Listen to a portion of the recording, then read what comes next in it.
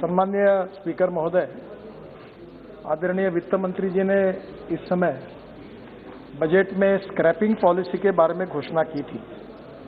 ये पॉलिसी हमारे देश के विकास के दृष्टि से और पर्यावरण के दृष्टि से भी बहुत महत्वपूर्ण है और उसके इम्प्लीमेंटेशन के बारे में उन्होंने हमें अधिकार भी दिए थे।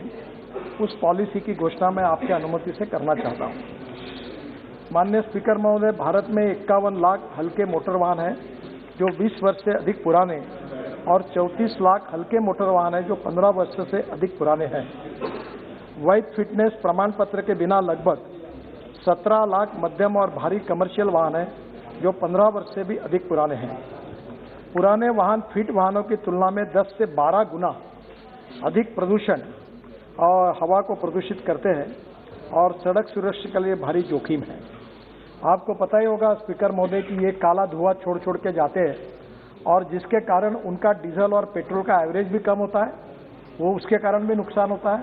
और पोल्यूशन के कारण दिल्ली जैसे शहर में और पूरे देश में हमने किस प्रकार की समस्याएं का सामना किया, ये भी आप सब लोग जानते हैं। स्वच्छ पर्यावरण, वाहन चालक एवं पदयात्रियों की सुरक्षा के हित में सड़क परिवहन और राजमार्ग मंत्रालय ने voluntary vehicle fleet modernisation programme VVMP अथवा स्क्रैपिंग नीति की शुरुआत कर रही है। माननीय वित्त मंत्री जी ने जिसका उल्लेख अपने बजट के भाषण में किया था।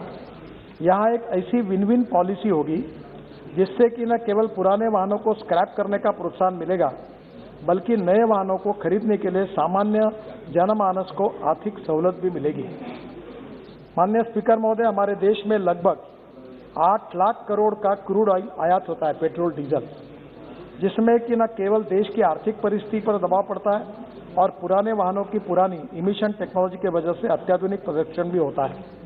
ये जो BS4 था, हमने सबने मिलकर वो BS6 किया है और जिसके कारण पर्यावरण की समस्या काफ़ी बड़े प्रमाण में उसके कारण भी सोल्यूशन निकला। ये जो स्क्रैपिंग पॉलिसी है, ये एक ऐसी परिस्थिति निर्माण करेगी जिससे scrapping centres, automobile industry, component industry और सामान्य लोगों को इसका फायदा होगा। सर, पंजाब में एक यूनिट ऐसा शुरू है कि वर्ल्ड में जो छोटे छोटे देश हैं उनको पुरानी गाड़ियों को स्क्रैप करने की सुविधा नहीं है।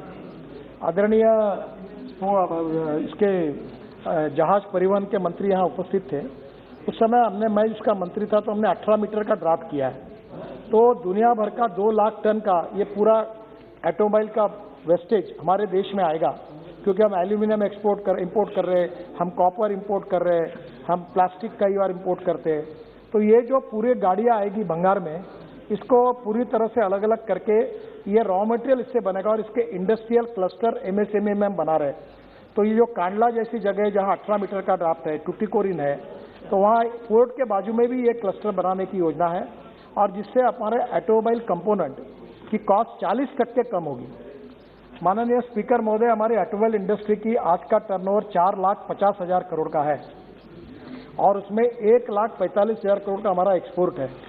और मुझे बताते हुए खुशी हो रही कि हमारी जो 2 व्हीलर की इंडस्ट्री है, जिसमें हीरो है, बजाज है और TVS है, ये तीनों भी अपना 50% से ज़्यादा प्रोडक्शन एक्सपोर्ट कर रही है।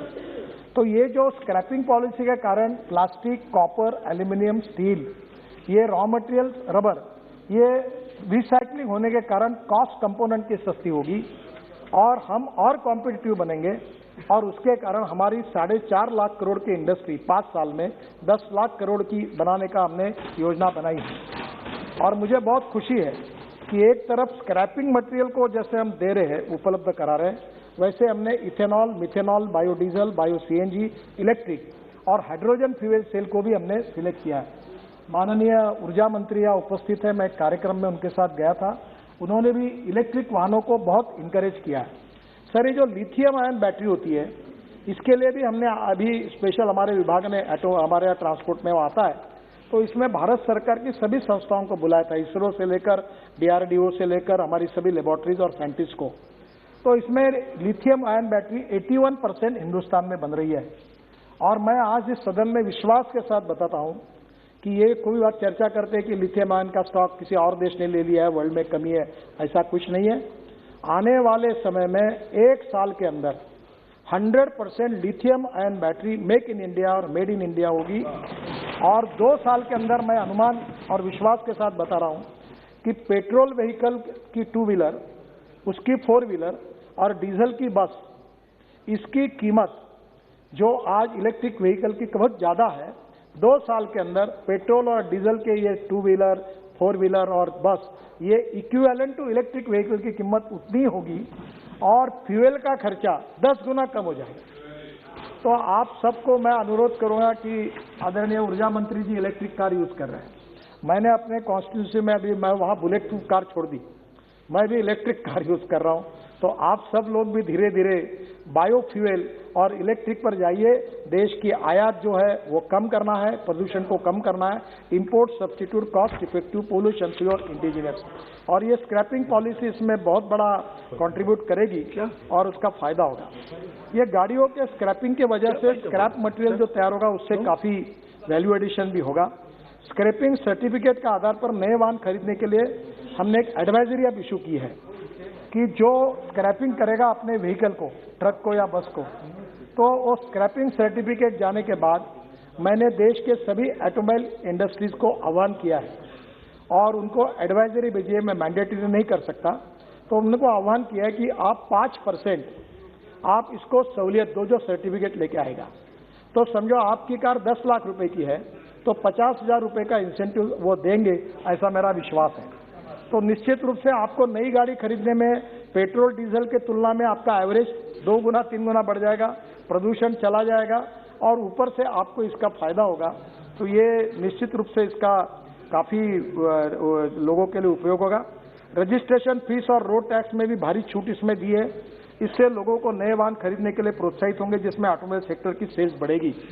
और राज्य सरकार का और भारत सरकार का जीएसटी बढ़ेगा, क्योंकि 10 to 15% नए व्हीकल खरीदे जाएंगे। तो राज्य सरकार को भी जीएसटी का फायदा होगा, भारत सरकार को भी होगा। ऑटोमोबाइल सेक्टर में लगभग 3.7 करोड़ लोगों को डायरेक्टली अथवा इनडायरेक्टली इससे रोजगार मिलेगा।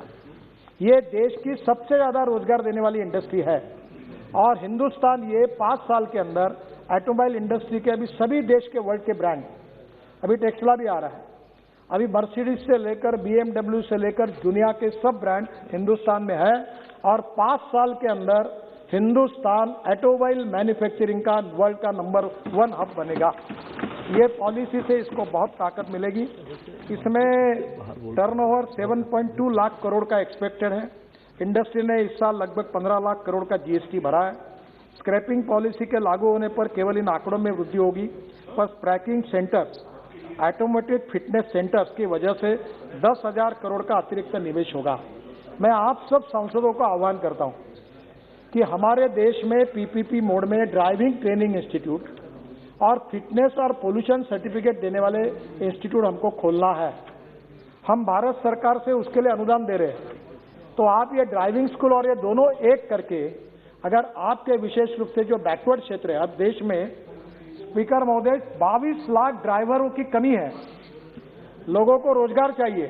तो आपके क्षेत्र में ये driving training centre, fitness centre और पोल्यूशन सर्टिफिकेट सेंटर आप खोलिए। भारत सरकार से हम इसके लिए अनुदान भी देंगे और आपको मदद भी करेंगे। बैंक भी इसके लिए आपको लोन देने के लिए तैयार है। इससे एम्प्लॉयमेंट भी क्रिएट हुआ। अलाइड सर्विस सेक्टर और R&D जैसे क्षेत्र में भी इसके कारण बहुत रोजगार मिलेगा। स्क्रैप मटेरियल के ऐसे एलिमेंट्स भी प्राप्त होंगे, जैसे इलेक्ट्रिक व्हीकल में जो बैटरी का रिसर्च का काम हो रहा है, उसमें उदाहरण के लिए NdFe मैग्नेट पुराने गाड़ी में निकलता है, जो एक रेयर अर्थ एलिमेंट न्यूडोनियम से मिलता है और वो काफी महत्वपूर्ण मैग्नेट है जो ईवी में लगता है। तो वो उसी को निकालकर उसको प्रोसेसिंग करके वो ईवी में जाएगा, तो कॉस्ट भी कम होगी और फायदा होगा। ये मैग्नेट केवल इंपोर्ट होता है, अभी हमारे देश में नहीं होता, तो ये हमारे देश में तैयार होगा। नियमित ट्रैकिंग अगर की जाए तो उससे नियोडियम भी प्राप्त होगा, जिसमें ये मैग्नेट भारत में बन सकेंगे। लिथियम, एल्यूमिनियम, सोडियम और जिंक, ये जैसे लिथियम आयन बैटरी है तो sodium ion, aluminium ion, steel ion और इसके साथ साथ जिंक आयन, ये चारों का भी हमारे देश में रिसर्च हो रहा है और 2-3-4 साल लिथियम आयन बैटरी बनाएंगे। बाद में ये तो एम्पल लेवल पर है और हमारे देश के टेक्नोलॉजी में इतना आगे जा रहे हैं कि हम इसमें निश्चित रूप से आगे वर्ल्ड का लीडरशिप हमारे पास में आएगी। नए वाहन में पुराने वाहन के मुकाबले मेंटेनेंस कॉस्ट भी कम है, फ्यूल इफिशिएंसी भी ज़्यादा है और प्रदूषण भी कम है। मैं सभी स्टेक होल्डर्स के इंटरेस्ट में एक अपप्रचार किया जा रहा है कि तुम्हारी पुरानी गाड़ी स्क्रैप होगी, तुम्हारा नुकसान होगा, गरीब का नुकसान होगा, ऐसा नहीं है। इससे निश्चित रूप से फ्यूल इफिशिएंसी में फायदा होगा। मैं आपको एक उदाहरण बताता हूं कि जब मुंबई पुणे हाईवे बनाया था तो 9 घंटे लगते थे। मैं समय मंत्री था महाराष्ट्र में, तो लोग नाराज हो गए, टोल देना पड़ा। तो मैंने उनको कहा कि 9 घंटे के बजाय आप 2 घंटे, पौने 2 घंटे में आते हैं। तो 9 घंटे जो गाड़ी चलती है उसके बजाय 2 घंटे में आते हैं तो फ्यूल कम हो गया। जब आपने अभी नई कोई गाड़ी का इंजन होता है, उसका एवरेज अभी इतना बढ़ता है और पुराने गाड़ियों का उससे आधा से भी कम होता है, धुआं छोड़ता है। तो ये फ्यूल की बचत भी इसमें है, इसलिए ये कोई जनता को भुर्दंड देने वाली बात नहीं है। और इसलिए सभी स्टेक होल्डर्स के इंटरेस्ट को देखते हुए हमने इसको ये शुरू किया है। इसका नोटिफिकेशन 30 दिनों की अवधि के लिए पब्लिक डोमेन में रहेगी। स्क्रैप में क्राइटेरिया मुख्यतः वाहनों के फिटनेस और कमर्शियल वाहनों के मामलों में ऑटोमेटेड फिटनेस के माध्यम से जो केंद्र होंगे वो उसके बारे में नॉन रजिस्ट्रेशन के आधार पर होगा। यह मापदंड जर्मनी, यूके और जापान जैसे जो वर्ल्ड में देश है, क्योंकि उनके स्टैंडर्ड के हिसाब से हमने बनाए हैं वैश्विक मानकों की बेस्ट प्रैक्टिसेस का तुलनात्मक अध्ययन करने के बाद में। और ये फिटनेस टेस्ट में असफल होने अथवा इसमें रजिस्ट्रेशन प्रमाण पत्र का नवीन करने में असफल होने पर इसे एंड ऑफ लाइफ व्हीकल घोषित किया जाएगा। अब ये खत्म करो, इसको डिस्ट्रॉय करो। तो वाहनों के फिटनेस निर्धारित करने के लिए बहुत साइंटिफिक तरीके से इसका अध्ययन करके किया है।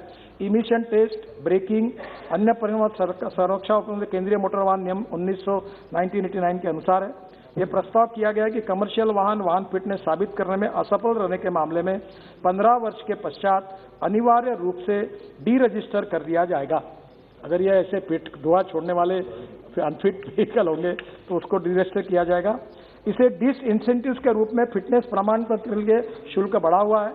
फिटनेस परीक्षण कमर्शियल वाहनों के लिए इनिशियल रजिस्ट्रेशन की तिथि में 15 वर्ष तक वाहन के लिए लागू होगा।